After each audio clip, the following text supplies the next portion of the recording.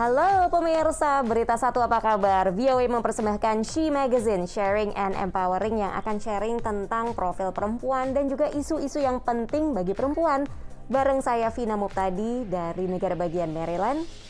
Dan saya Ian Umar dari apartemen saya di Washington DC. Apa kabar pemirsa She Magazine, Sharing dan Empowering.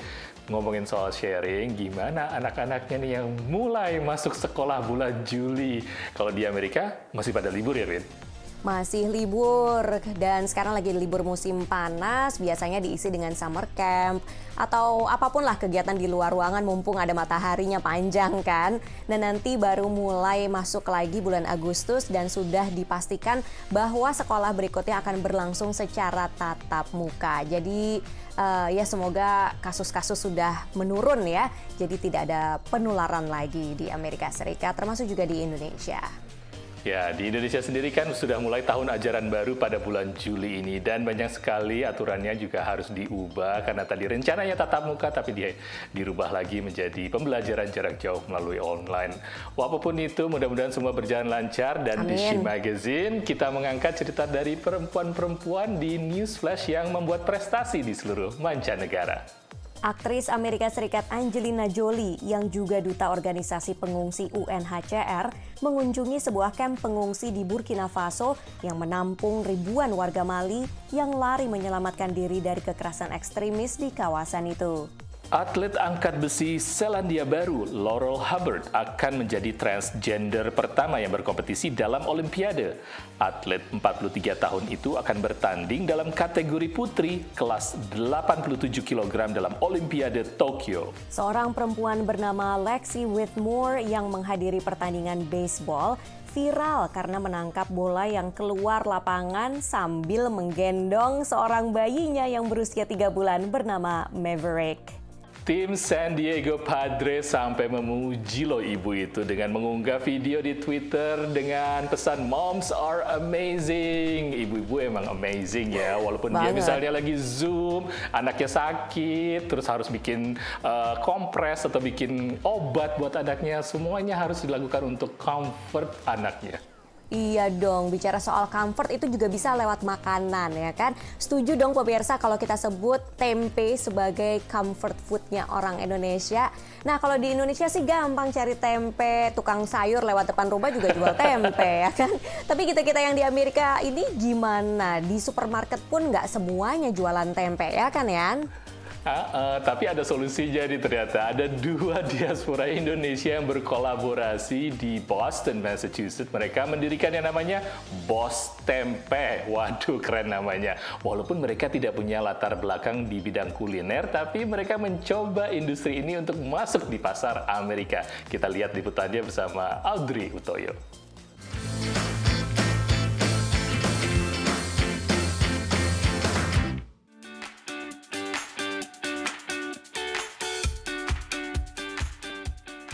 Tempe atau tempe, bagaimanapun cara mengucapkannya, makanan tempe merupakan harta karun bagi warga yang tinggal di Amerika.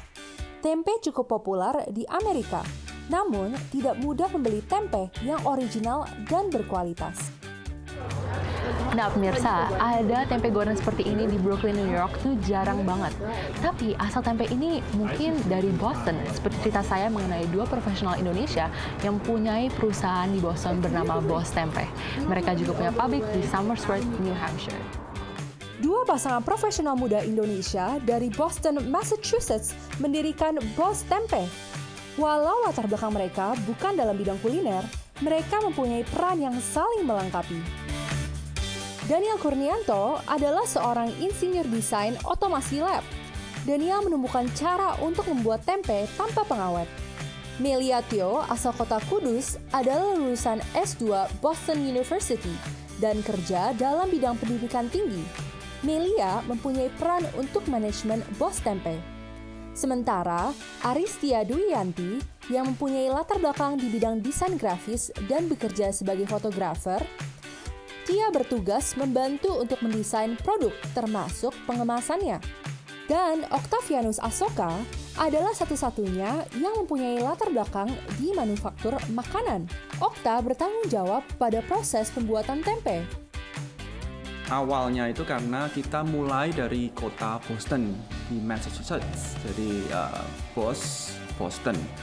And then like you said, jadi sekalian juga boss, pemimpin gitu. Jadi kita believe on those two artinya gitu. Semuanya bermula dari cinta. Jadi karena saking cintanya sama istri, Pak Daniel akhirnya coba-coba cari-cari informasi, riset mengenai gimana cara bikin tempe, terus sampai beli buku panduan makalah tempe, terus coba-coba sendiri, akhirnya berhasil, enak. Tempe ini dijual dengan harga $3,5 Amerika atau hampir Rp50.000 dan dapat dikirim ke seluruh penjuru kota di Amerika. Customer Boss Tempe bukan hanya diaspora Indonesia, tapi warga Amerika. Mereka menyukai produk makanan Boss Tempe dan memviralkan melalui sosial media.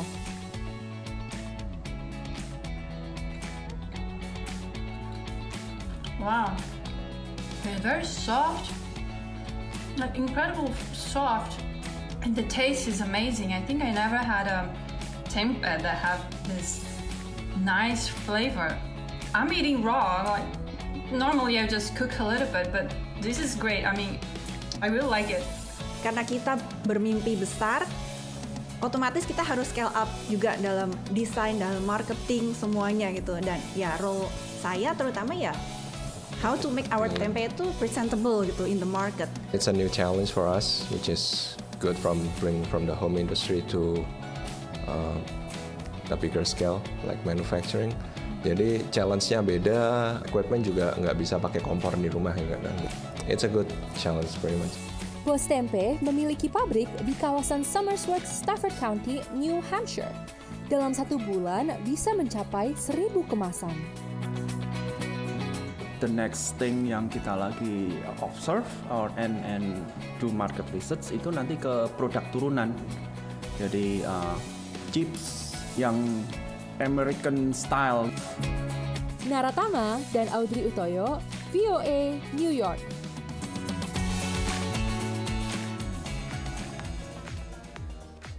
Waduh, makan tempe goreng tepung, kriuk-kriuk sambil ditemenin teh manis anget, nikmat banget kayak di Indonesia. Kangen deh. Itu menu surga dunia atau harta karun kalau di Amerika seperti itu.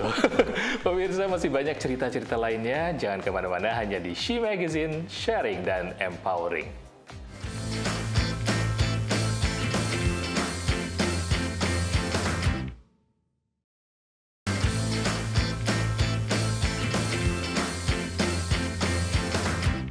Pemirsa, Anda masih bersama She Magazine, sharing dan empowering. Kalau kita nonton balap mobil formula contohnya, itu biasanya dilakukan di track di jalan raya atau di stadion yang khusus. Tapi ini ada balap mobil khusus yang dilakukan justru di atas danau yang sudah membeku.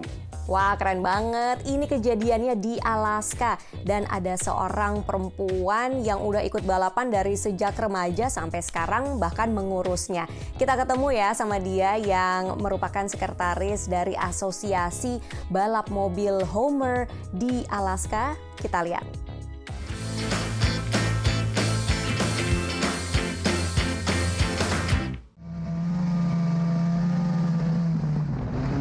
My first ever race was in a pink Ford Pinto, and they called it the Pink Pony. I was driving with my dad in town, and we drove past Beluga Lake, and we see these cars out on the lake. We tear on down. What's going on? What is this? We go down there. There's a sign. It says they're broadcasting on the radio. So we turn it on. Now we're listening. We're watching, and we're just riveted, staring over the dash, just loving it. This is so cool. Coolest thing I've ever seen. And then it says on the radio, we're looking for kid racers. I didn't dare hope. Nobody wants me to drive their car. Come on, I'm just a girl, a young girl. I don't really know anything. My dad says, well, let's just go. So we go in, and now I'm nervous. I'm afraid, but I walk in, and all of a sudden, every car driver is just leeching onto me. Come to my car. No, come to my car. Come try my car. And it was really a confidence boost. It felt very cool that they didn't care. They didn't care that I was young or I didn't know anything or that I was a girl doing what was supposed to be a man's sport. And so I walked in and they said, hey, can you drive a stick shift? And I said, sorta. And they said, great, and shoved me in a car. It was incredible. I went out there and I ran the entire race in first gear because I couldn't couldn't reach the clutch. So on the weekday, I'm at home, but I'm working. My husband has his own job he must go and do. I do everything that it requires to take care of the kids in the house. Sometimes that's doctor appointments. And it's in the back of my mind during race season what I'm doing and what time we can spare. We have our meetings Friday nights, and that really just starts it. Now you're in race mode from 6 p.m. on until Sunday evening. Race mode. We check on the tires, we check the oil and the filters, and then you got to paint it, you know, because the way it looks is really half the battle. And then Sunday morning, I wake up, I make everybody breakfast, I pack lunches, we get the car ready, and we go down to the lake and just hope. So for the season, we have a few prerequisites before we even bother putting anything on the ice. Before we take our cars out there with all of our tow vehicles, that's thousands and thousands of pounds for each person, for each set, we have to have a minimum of 16 inches of ice where our track is at. And the way that we do that is we usually take a chainsaw down, then we measure how far it is, but by the time we get down there to start racing, most of the time, you stick your blade down there and never hit water. Fine by me. We'll drill a couple holes so it's not just that one area. And that comes with a very a large responsibility, because once people in the town, just citizens, see that the Homer Racing Association has started to have a presence out on the lake, they assume that the lake is fine. And they'll just go out there. Kids will go out in their mom's Subarus and start driving around. So if it's not suitable, we feel guilty because we gave them the message that it was. We're all patriots. We all have a lot of pride in our country. We all have a lot of pride in our state, and we will stick with that. So it's important to us to pay our homage, to pay respects to our country and our state. So we send out our American flag first, always first, and then our Alaskan flag to go behind them. We all wait, everyone removes their hats, we put our hands over our hearts, and we do our best to watch them do their lap around. We've done our respects. We do it every weekend. It's tradition. Originally, when the association began, they were racing for a payout, so it was money. But at the time, we were also charging spectators a gate fee to watch, and we no longer do that. That got really rough, and people got really upset, and that became a little more banging, clashing, a little less family associated. Now you're racing for theoretical things. It's a sense of pride, it's good skills, it's fun, because sometimes you've got a car that is not evenly matched with another, but your racing ability will help you make the difference.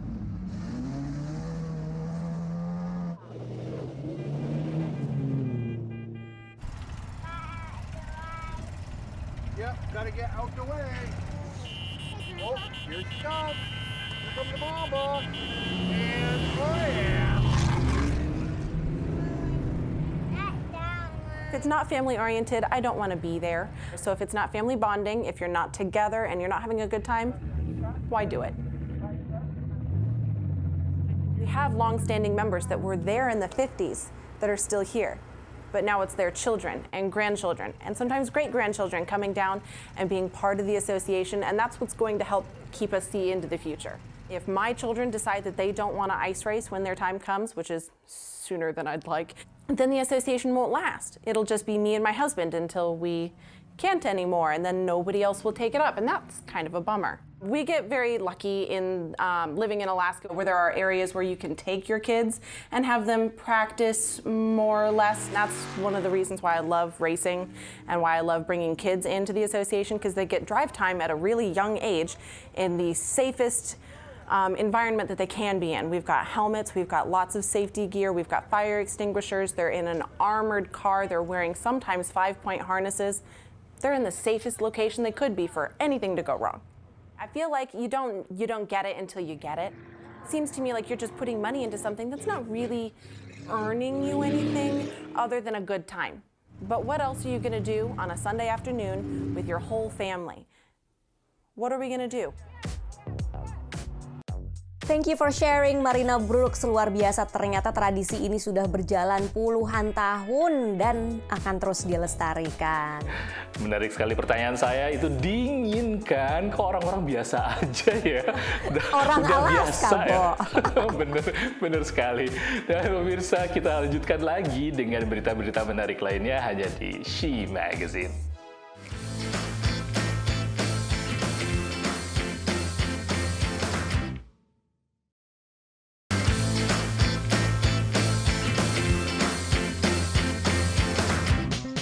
Anda masih menyaksikan She Magazine di Berita 1, Sharing and Empowering. Pemirsa, kita akan ketemu dengan seorang perempuan diaspora Indonesia yang ada di Amerika, namanya Supatmi. Tinggalnya di Delaplane, negara bagian Virginia. Dia ini tinggalnya di desa gitu pemirsa, suasananya asri banget bersama suaminya yang sehari-harinya mereka ini kerja di perusahaan perkebunan dan juga pertanian.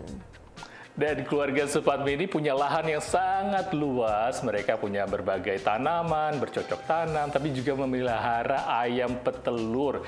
Dan menariknya lagi, karena hasilnya banyak dan tidak bisa dimakan sendiri, telur-telur itu suka dibagikan kepada orang-orang yang lebih membutuhkan.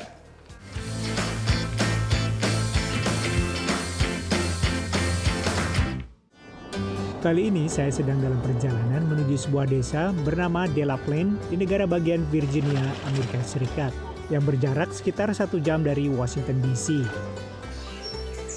Ya, saya sudah berada di pekarangan rumah Supatmi, diaspora Indonesia yang tinggal di desa Delaplane, negara bagian Virginia. Di sini kita bisa lihat pekarangan yang luas, mendengar kicau burung dan kokok ayam.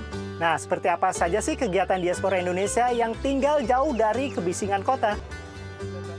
Supatmi berasal dari Solo, Jawa Tengah, menetap selama 13 tahun di Delaplane bersama suaminya, Donald Filsinger. Bertani di Amerika, kebanyakan sudah menggunakan traktor, baik yang kecil maupun besar. This red line is full, right? I fill it up till it comes out. Then I just got that cap on there.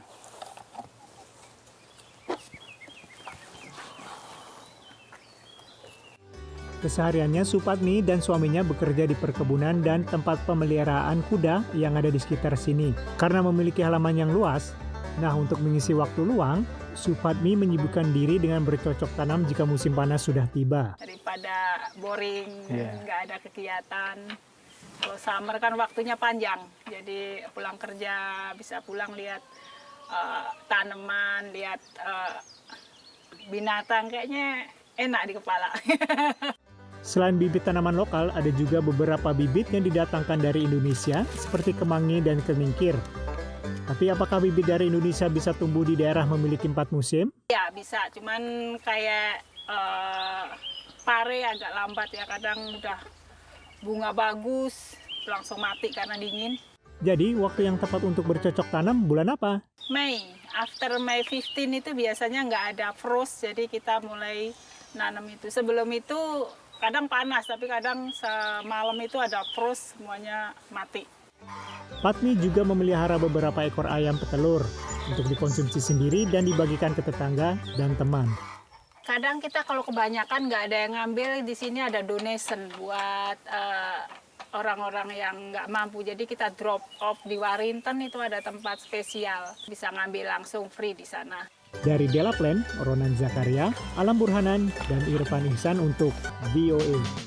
Asik juga ya tinggal di pedesaan seperti itu, hijau, tanahnya luas, dan ada juga nih sebenarnya sejak pandemi banyak sekali warga-warga yang tinggal di kota besar, yang padat atau tinggal di apartemen kecil, mereka memilih untuk pindah keluar kota ke tempat-tempat seperti itu yang lebih luas, karena kayaknya work from home atau WFA lebih nyaman seperti itu ya. Udah gitu biayanya pasti akan jauh lebih murah dong. Nah, karena banyaknya orang yang berpindah lokasi, ya kan, entah dari kota besar ke kota kecil atau dari satu kota ke kota besar lain, akhirnya penjualan rumah di Amerika ini sedang mencapai tingkat yang gila-gilaan, bahkan mencapai tingkat tertinggi sejak tahun 2006. Kita akan temui seorang perempuan di Amerika Serikat yang akan sharing pengalamannya.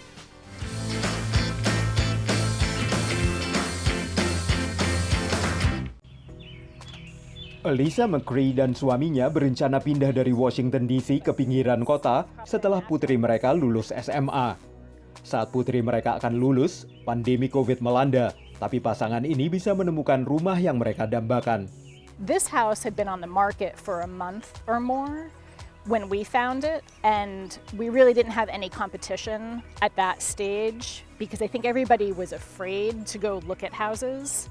Elisa memasarkan rumah mereka untuk dijual pada April 2020 dan memperkirakan harus menunggu berbulan-bulan untuk bisa mendapat pembeli. We accepted an offer on the house after it was on the market for like 3 days. and they offered us more than what we were asking, which we couldn't believe. I mean, we were afraid we weren't going to sell our house, and now we were getting more than what we asked for. Menurut para ahli, Elisa memilih waktu yang sangat tepat untuk pindah rumah. Sejak April 2020, pasar perumahan di Amerika Serikat meningkat pesat, sebagian besar berkat adanya tingkat bunga terendah, yakni rata-rata hanya sekitar 2,7% pada tahun 2020, menurut Asosiasi Realtor Nasional. So they took the advantage of the low rates and home sales increased 20% above the pre-pandemic levels. Kaum milenial juga sangat aktif masuk ke pasar perumahan, dan jumlah mereka mencakup sekitar 22% dari penduduk Amerika menurut Biro Sensus Amerika Serikat. Millennials are the largest generational group in the country and they're aging into their home buying years. So they're hitting their mid-30s, they want to settle down, they want to buy a home. Itu sebabnya permintaan meningkat begitu cepat. Situs internet real estate Zillow mencatat kenaikan 1,5 miliar klik dan tampilan daring karena banyak orang mencari rumah. Tapi stok rumah yang tersedia saat ini tidak mencukupi dibanding tingkat permintaan. In my estimation, for the country as a whole, we are short by 6 million housing units. Tingginya permintaan yang dibarengi langkanya stok perumahan menyebabkan lonjakan harga rumah.